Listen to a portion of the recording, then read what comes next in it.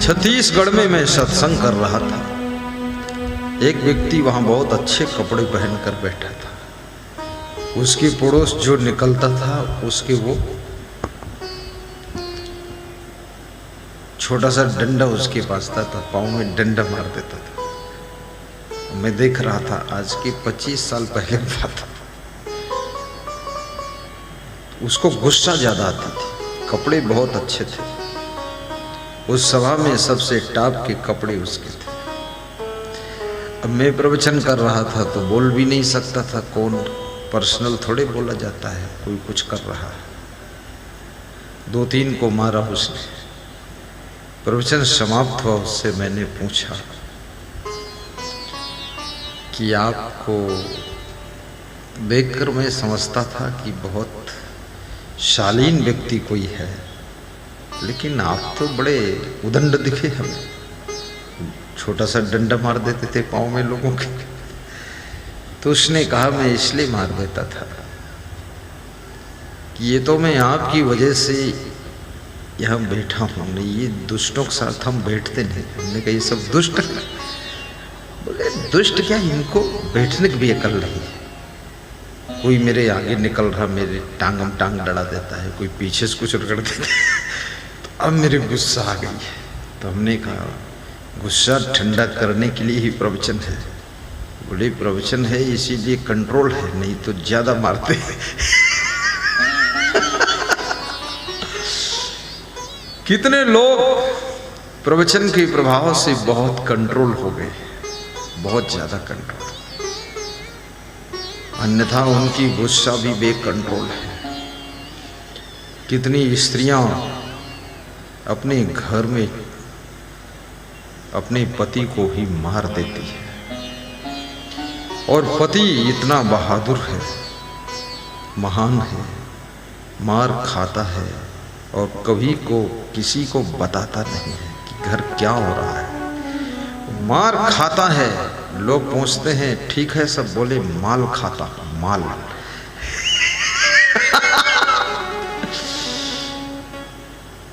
और जो नारी अपने पति की पिटाई करे, बस यही कलयुग है। जो पति अपनी पत्नी की पिटाई कुटाई करे, गाली दे, ढकेल दे, अल्लम बल्लम बोले, ये कलयुग की पहचान है। स्त्रियों को गाली देने से आपके घर में दरिद्र आएगा। आपके व्यवहार से, आपके बर्ताव से, आपके चरित्र से, आपकी वाणी से, आपके स्वभाव से यदि आपके घर की स्त्रियां रोती रहती हैं, वो माँ हो, बहन हो, बेटी हो, चाहे बहू हो, तो याद रखना आपके घर से लक्ष्मी रूठ कर चली जाएगी और आपका घर माला माल नहीं रहेगा, धीरे धीरे कंगाल हो जाएगा, धीरे धीरे कंगाल हो जाएगा। इसलिए स्त्रियों को दुख मत दो, रुलाओ मत। शराब पियोगे तुम, लेकिन दुखी होगी तुम्हारी पत्नी, दुखी होगी तुम्हारी माँ, दुखी होगी तुम्हारी बेटी, दुखी होगी बहन। बहन ससुराल चली जाती है, लेकिन उसको 90% टेंशन पीहर की, मायके की लगी रहती है कि मेरा भाई बिगड़ गया और मेरी भाभी भी उल्टा चल रही है, मेरा मायका सब चौपट हो गया। वहां की टेंशन रहती है उसको। केवल दहेज देना ही बहन की सेवा नहीं है। अपनी बुराइयों का त्याग बहन की सबसे बड़ी खुशी है। अवगुणों का त्याग आपकी बेटी की बहुत बड़ी खुशी है। और महिलाओं में बहुत कम अवगुण होते हैं। ये बीड़ी, सिगरेट, पान, तंबाकू, पुड़िया, रजनीगंधा, दारू, भांग, गांजा, ये ज़्यादा कुछ पीती खाती नहीं। और कोई कोई पीती हो चुपके चुपके, तो मैं नहीं जानता हूँ। खेतों में काम करने वाली स्त्रियां तो खैर बीड़ी पी लेती हैं, वो नशे में रहती है, नशे में काम करती है, होश में काम नहीं करती। कितनी लेडीज़ों को मैंने स्टेशन पर भी देखा बीड़ी पीते हुए, बड़ी बेशर्म है। उधर ट्रेन के इंजन का धुआं निकल रहा है और इधर भी छोटा इंजन स्टार्ट है। कितनी बेशर्मी है, शोभा नहीं देता है। नारी नारायणी का रूप होती है। पुरुषों को भी नशा व्यसन करना शोभा नहीं देता है। नशा मुक्त हो जाओ, शाकाहारी बन जाओ। बाबा जय गुरुदेव ने शाकाहारी बनने के लिए बहुत प्रेरणा दिया है। आज उनका शरीर नहीं है, लेकिन उनके जो शिष्य हैं, भक्त हैं, वो शाकाहारी की पोशाक पहन करके, उनके पीठ पर लिखा है शाकाहारी हो जाओ और आगे भी लिखा है शाकाहारी बन जाओ। ये बहुत हिम्मत का काम है। ऐसे भक्तों को व्यास गादी धन्यवाद देती है। धन्यवाद। और याद रखना, आप चाहे जय गुरुदेव के शिष्य हों, चाहे महादेव के शिष्य हों, चाहे रामदेव के शिष्य हों, और चाहे किसी और पंथ से जुड़े हों, लेकिन पंथ की दीवालों को लांघ करके किसी भी संत के सत्संग का अमृत पान करना, तो तुम्हारी बुराइयां धुलती चली जाएंगी और तुम में निखार आ जाएगा। बोलिए सद्गुरुदेव की जय। कई बार लोग पंथवाद में फंस जाते हैं। पंथ उनके लिए कारागृह हो गया, जेल हो गई है। अब दूसरे महान से महान संत आ जाए, लेकिन उसका दर्शन नहीं कर सकते और उसकी सेवा नहीं कर सकते, ना तो उसके पास में प्रवचन बैठकर सुन सकते। दुर्भाग्य। याद रखना, जिस सड़क पर तुम चलते हो, सड़क किस पंथ की है? ये कोई हमारे पंथ की थोड़े है, तो हम क्यों चलते उस पर? ये मोबाइल कोई हमारे पंथ का है, इसको क्यों यूज करते हैं? ये दाल भात हम खाते हैं, ये कोई मेरे पंथ का है, क्यों खाते उसको? पंथवंत। पंथ का मतलब रास्ता होता है, वह रास्ता जिस पर चल करके सुख शांति और मुक्ति की प्राप्ति होती है, उस रास्ते को पकड़ना चाहिए।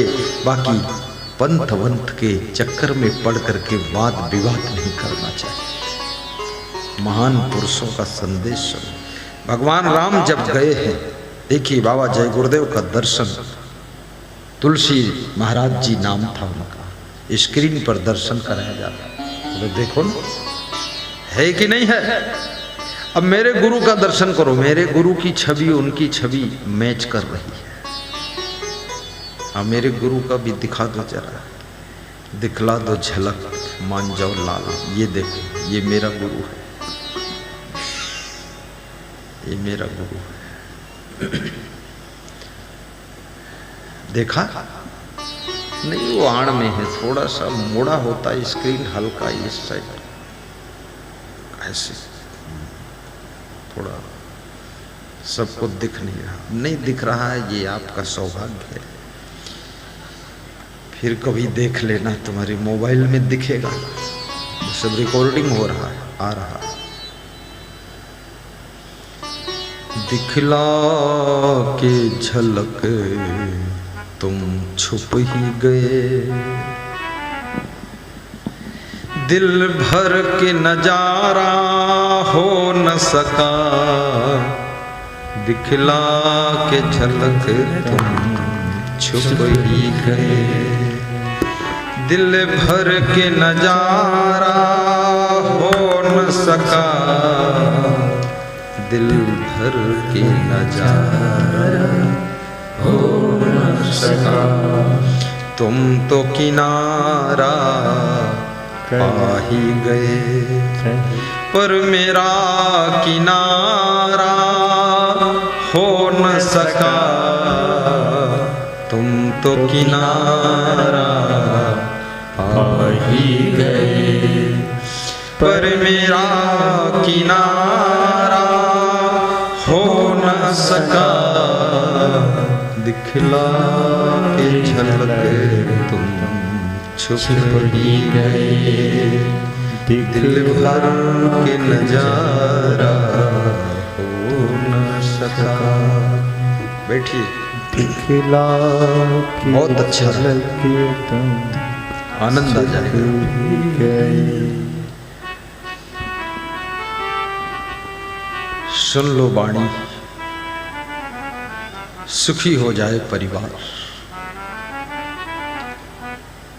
लगभग पूरे विश्व में विभिन्न मत पंथों से जुड़े हुए, विभिन्न गुरु संतों से जुड़े हुए करोड़ों लोग मेरे प्रवचन का लाभ ले रहे हैं पूरे विश्व में। क्योंकि याद रखना,